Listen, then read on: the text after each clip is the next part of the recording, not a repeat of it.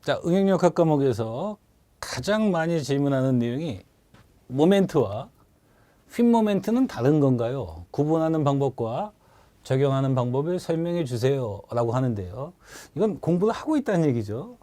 그리고 앞에서 제가 말씀을 드렸듯이 첫 번째 질문하고 일목상통하죠. 어떤 모멘트, 휨 모멘트라는 용어가 혼동이 된다는 거 아닙니까, 지금? 그러면 그 모멘트와 휨 모멘트에 대한 용어를 한번 가보자는 거죠. 그 모멘트는 우리말이 아닐 거 아닙니까? 어느 유명한 부활인가요? 예, 부활, 김태원의 이제 부활이라는 그룹이 있는데 그 그룹에 이제 그 아주 노래 잘 부르는 가수가 모멘트, 순간 그러지 않습니까? 예, 이게 일상생활에서는 어떤 순간이라는 뜻을 써야죠. 순간, 찰나. 그런데 공학 분야에서 순간, 찰나 이런 의미로 쓰지는 않을 거란 말입니다. 그래서 이 용어를 살펴보니까 우리말로 회전력이라고 합니다. 물체를 회전시키려고 하는 힘이라는 거죠. 력. 힘이라는 거죠. 그러면 이제 력이 힘이니까 어떤 힘인지는 잘 모르겠는데 뭐가 곱해져야 될 거 아니냐는 거죠. 그래서 팔 길이가 곱해진다고 하는데 거리가 곱해지면 이런 얘기죠. 거리. 힘에다가 거리가 곱해진 것이 회전력이다. 그런데 이것을 이렇게 표현해 보니까 모멘트 요 M자의 기호를 쓰면서 이걸 그대로 그냥 모멘트라고 읽는 거죠. 자, 이제 기호화 시킨다는 거죠. 포인트 로드, 파워, 프레셔 이런 용어에 P자를 씁니다. 거리, 랭스, 길이 L자를 쓴다는 거죠. 그런 다음에 회전이라는 게 둘 중에 하나일 거 아닙니까? 우회전, 좌회전, 즉 시계회전이냐 반시계회전이냐 이 둘 중에 하나일 거라는 말입니다. 이제 보편적인 약속이 들어오는 거예요. 누구나 다 수긍할 수 있게 어느 쪽이 일반적입니까? 시계회전, 반시계회전. 시계가 어느 쪽으로 돌아갑니까? 우회전으로 돌아가잖아요. 그래서 얘를 플러스로 본다면 힘 곱하기 거리에 이렇게 붙이면 시계회전이라는 뜻이고 그거에 반시계 반대 방향이니까 이렇게 표현이 되면 반시계 방향이다. 이걸 모멘트라고 정의하자는 거죠. 그러니까 회전력입니다. 모멘트가. 그런데 이제 여기서 이제 시작이 되는 거죠. 우리 사회에서, 한국 사회에서 이 회전력을, 모멘트를 회전력이라고 표현 안 한다는 거예요. 어느 순간에서도 회전력을 계산해라 이런 말을 안 하거든요. 모멘트를 계산하라고 하지. 그럼 내가 회전력을 계산하는 의미구나라고 생각만 가지고 계시면 그만이라는 겁니다. 그러니까 우리 것을 버리시면 안 된다는 거죠. 자, 이게 이제 모멘트에 대한 내용이 되겠고, 자, 이번에는 휨 모멘트라는 게 있습니다. 이것을 구부러진다고 해서 굽힘이라고도 불러요. 기계 분야 쪽에서는. 근데 이제 토목 분야에서는 이제 굽힘이라고 부르기도, 시험에서도 굽힘이라고도 하기도 합니다. 근데 이것을 한 글자로 그냥 휨이다라고 약칭해서 부르는 게 더 편하지 않냐. 휨 모멘트, 굽힘 모멘트 같은 말인데, 같은 용어인데요. 이것은 어떤 물체와 관련이 있어요. 어떤 물체와 관련이 있습니다. 어떤 수평의 부재를 놓고 보니까 얘가 무슨 이유인지는 잘 모르겠어. 그런데 이 수평의 부재가 아래쪽으로 휘어지는 경우가 있겠고요. 위쪽으로 휘어지는 경우, 이 두 개밖에 없습니다. 아래로 휘어지느냐, 위로 휘어지느냐. 그럼 여기서도 이제 부호에 대한 약속이, 이제 보편의 약속이 들어오는데 중력을 거스릴 수가 있습니까? 자기 자신의 무게를 평생 짊어지고 살아야 되는데 사람이 나이가 들면 허리가 구부러지잖아요. 왜? 땅으로 돌아가려고요. 그렇죠? 휘어진다는 거죠. 그러니까 아래로 휘어지는 게 보편적이니까 이것을 플러스 휨 모멘트라고 부르고 또 이제 여기서 이제 또 이런 것도 있죠. 우리 사회에서 이 일본의 잔재, 한자의 문화 뭐 이런 것들이 남아 있으니까 이 플러스 휨을 정모멘트라고도 부르거든요. 그러니까 이런 것들을 다 알고 계셔야 된다는 거죠. 용어를 알고 있어야 돼요. 용어를. 그럼 이거의 반대니까 마이너스 휨 모멘트일 거 아니냐. 그럼 이거 정의 반대는 부, 네거티브, 부라고 부르자 이런 얘기죠. 정모멘트, 부모멘트.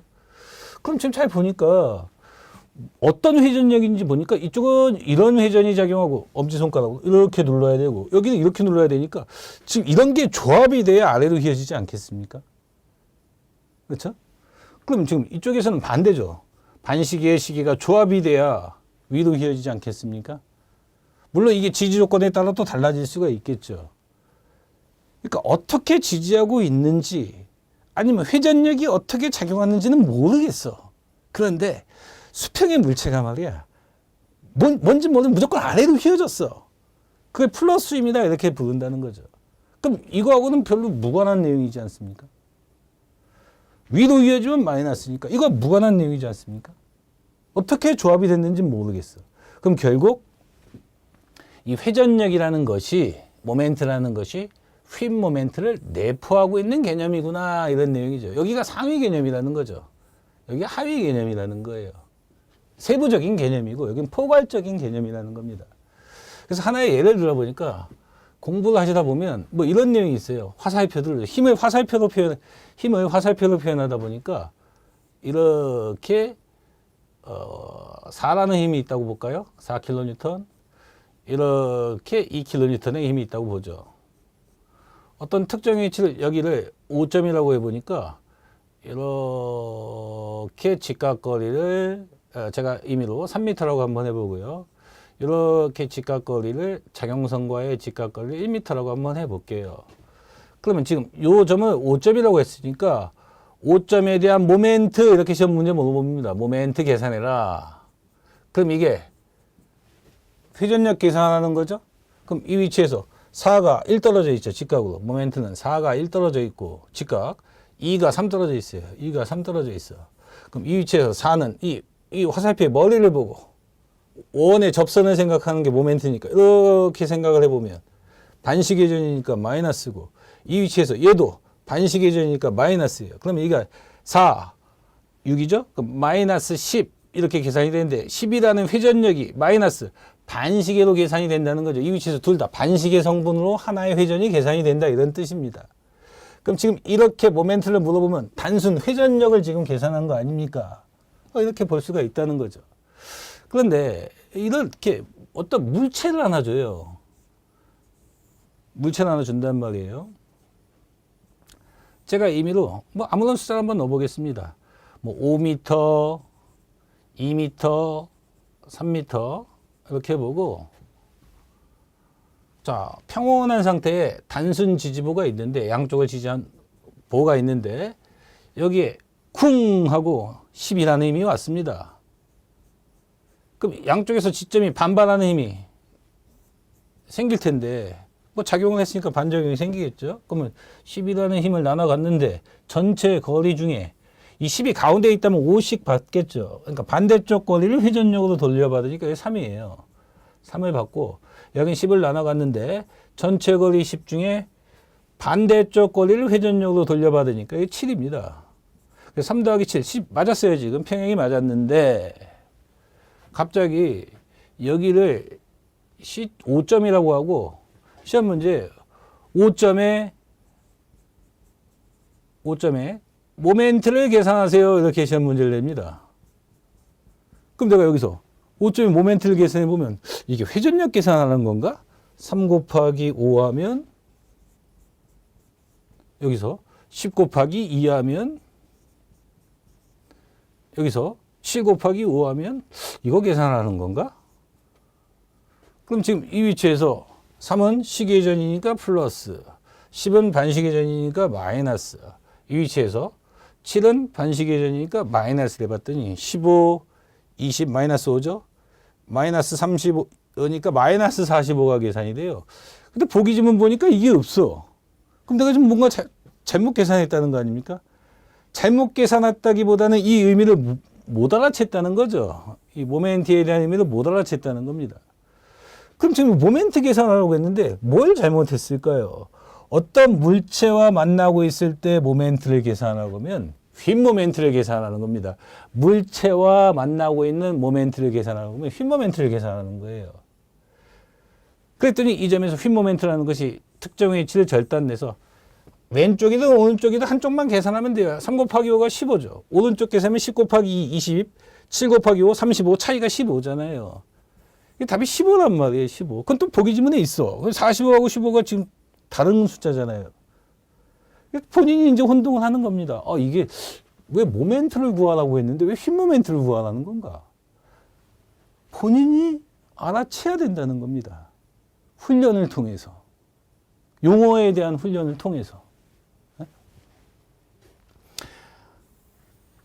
제가 이제 학생들한테 이제 비유를 통해서 많은 이해를 시켜드리는데, 자, 뭐 이런 게 있죠?